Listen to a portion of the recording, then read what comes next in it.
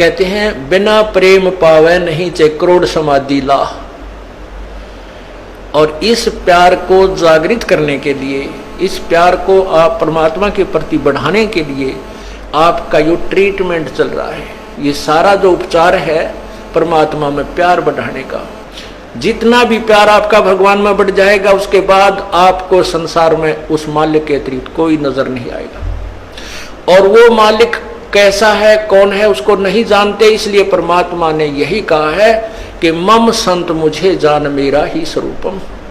मेरे संत को मेरा ही रूप मान लेना, मैं मुझे ही मान लेना।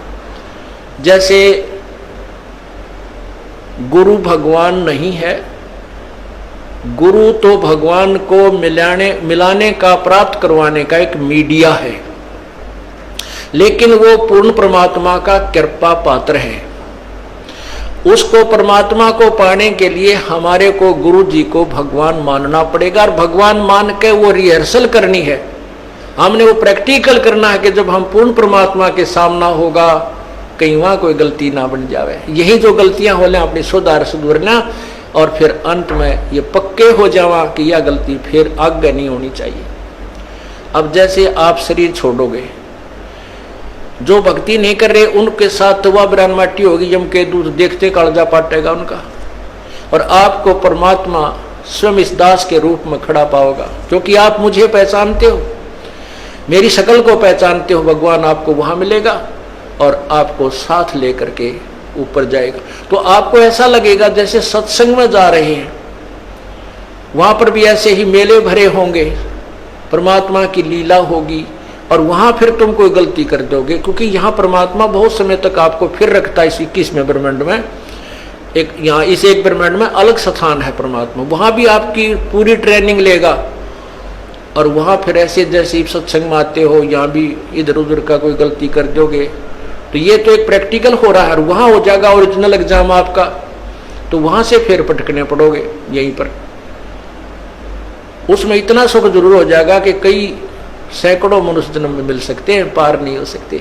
तो इसलिए यहां जो आप आते हो, तो जब यो दास है आपका, वो परमात्मा ने भेज रखा है, तो उसके लिए कहते हैं मम संत, मेरे संत को मेरा ही स्वरूप मानिए। मम संत मुझे जान मेरा ही स्वरूपम। अब जैसे परमात्मा गुरु के बिना नहीं मिले, और कहते हैं गुरु जी भगवान है। परमात्मा खुद कहते हैं गुरु मानुष कर जानते ते नरकिए अंधे, ओवे दुखी संसार में आगे यम के फंदे।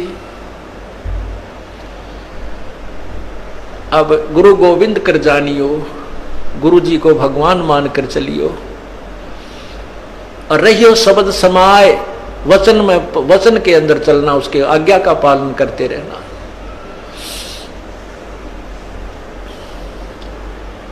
गुरु की आज्ञा आवही, गुरु की आज्ञा जाव, कह कबीर सो संत है आवागमन नसाए।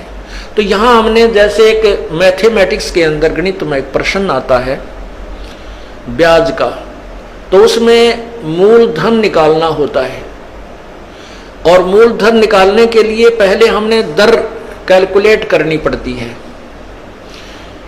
तो उसमें मूलधन मानना पड़ता है 100 रुपये। हालांकि वो 100 रुपये मूलधन नहीं है, लेकिन वो मान्य पार पड़ेगी। वो करोड़ों की अमाउंट का जो मूलधन, वास्तविक जो धन है हमारा, वो 100 रुपये मूलधन मान कर ही हम उसको प्राप्त कर सकते हैं, और कोई तरीका नहीं। तो उसमें मान लीजिए मूलधन 100 रुपये, 100 रुपये मूलधन मानकर फिर हमको उसको ओरिजिनल मूलधन को प्राप्त कर लेंगे जो करोड़ों की संख्या में है। तो वो परमात्मा को पाने के लिए गुरुजी उस परमात्मा जैसे परमात्मा नहीं है, लेकिन आपने परमात्मा मानना पड़ेगा, ताकि आपकी रिहर्सल ठीक चले जा, ताकि आप ये सोचो कि जब भगवान के सामने हम जाएंगे, जिसके इतने गुण सुनते हैं, और उस परमात्मा से हम मिलना चाहते हैं, वह हमारा कैसा शिष्टाचार हो, कैसा बोलना चालना हो, कैसा व्यवहार हो, कैसा उमंग हो। अगर कबीर साहब आपके सामने आ जाए, आपने इतना गुण सुन रखा है, तो एक दूसरे के ऊपर का पड़ के उनके चरणों ने छुआ है, और मतलब नु सोचा जानो मेरी बारी कब आवे, अशिष्टाचार नहीं, एक दूसरे के ऊपर नहीं गिरना, मतलब एक दूसरे से आगे पहुंचने की होड़ लगे, और नहीं तो दूर से नोडी ठाठा के देखें वह खड़े भगवान, वह खड़े भगवान। और यही उमंग आपकी इस दास को जब देखें, ये आप पर बन जाएगी।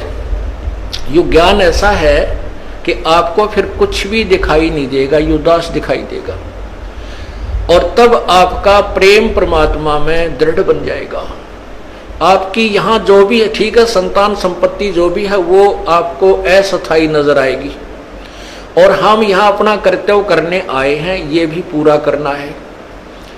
तो इस प्रकार जैसे हम माता पिता की, जैसे बच्चों की परवरिश करते हैं माता पिता बचपन से, कितने प्यारे लगते हैं छोटे छोटे बच्चे, और उनको अब आप वो भूखे रह जाते हैं, बच्चों को उत्तम आहार कराते हैं, उत्तम अच्छे कपड़े पहनाते हैं, और जब वो बड़े हो जाते हैं, ब्याह शादियां हो जाती हैं, तो माता पिता उनसे उतना ही प्यार चाहते हैं जितना वो बचपन में दिया करते थे।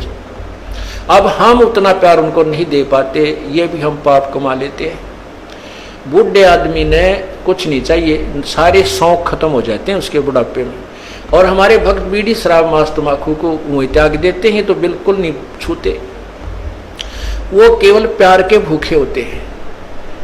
बुजुर्ग आदमी को, माता पिता को, दादा दादी को, बाहर से आते हो या सुबह उठते हो, सत्साहेब बोले, और प्यार तेनो बाहर से भी आते हो, चाहे आपका किसा मूड ऑफ है, अपने माता पिता से कहे माँ ठीक हो, पिताजी ठीक हो, उनका आड़े गदगद आत्मा हो जाती है, और पिताजी बोले छोरा मुँह चुड़ाओ करनो चल पड़े, तो उसकी दूना रोना बढ़ जाता है। तो पुण्यात्माओं, हमने अपने बुजुर्गों की हृदय से सेवा करनी है, बुराइयों से बचाना है, हुक्का नहीं पिलाना उनको, शराब नहीं पिलानी, चाहे मरे चाहे जीवे, प्यार दो, अच्छा भोजन कराओ, अच्छे कपड़े पहनाओ, प्यार से रखो। तो इसी प्रकार हमने हर कर्तव्य को पूरा करते हुए हम तभी हंस बनेंगे, तभी हम संत बनेंगे, भक्त बनेंगे, जब हम हर प्राणी के प्रति उतना ही प्यार रखेंगे। और वो प्यार सबके एक से द्वेष बनाए रखें घर में, तो प्यार कैसे रहेगा, भगवान में भी ना रहे वो। तो इसलिए हमने धीरे धीरे सब में नॉर्मल प्यार बढ़ाना है, और विशेष प्यार परमात्मा में रखना है।